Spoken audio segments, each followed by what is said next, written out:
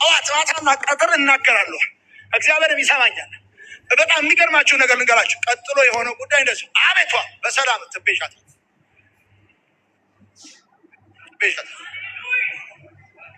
አቤሴሎምና አኪጦፌል ክፋት አላቆሙም። እኔ ግን ፍርሃት አቁሜያለሁ። ችግር አላቆሙም። ተንኮል አላቆሙም። ማሴር አላቆሙም። እኔን ማሳደድ አላቆሙም። እኔ ግን መፍራት አቁሜያለሁ። መፍራት ያቆምኩት እኔ ክንፍ አውጥቼ አይደለም። መፍራት ያቆምኩት እኔ ሰራዊትና ጦር አደራጅቼ አይደለም። መፍራት ያቆምኩት እግዚአብሔር እንደሚሰማኝ እርግጠኛ ስለሆንኩ ነው። አንድ ሰው ይፈራል ማለት እግዚአብሔር ላይ እርግጠኝነት የለውም ማለት ነው። እግዚአብሔር ይረዳው ዘንድ እርግጠኛ አይደለም። ያግዘው ዘንድ እርግጠኛ አይደለም። እግዚአብሔር ይደርስለት እንደሆነ እርግጠኛ አይደለም። ትፈራለህ ማለት እግዚአብሔር ላይ መተማመኛ የለህም ማለት ነው። አንድ ሰው ይፈራል ማለት እግዚአብሔር ላይ እርግጠኛ አይደለም ማለት ነው። እግዚአብሔር ደራሽ እንደሆነ እርግጠኛ አይደለም።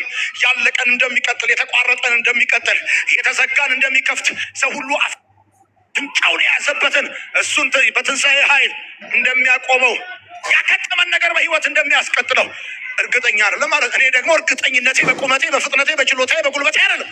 እርግጠኝነቴ በእግዚአብሔር ላይ ነው። እርግጠኝነቴ በሚከተለኝም ሰው አይደለም። እርግጠኝነቴ በእግዚአብሔር በጠራኝ በአምላኬ በእግዚአብሔር ላይ ነው።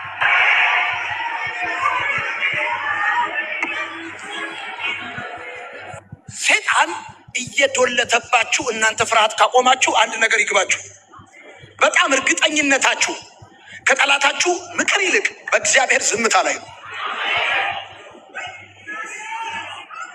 መጨረሻ ላይ እንደውም ቃሉ ሲናገር እንደዚህ ይላል፣ ጻድቁን ለመናወጥ አይፈቅድለትም። ለምን እንደው ታውቃለህ?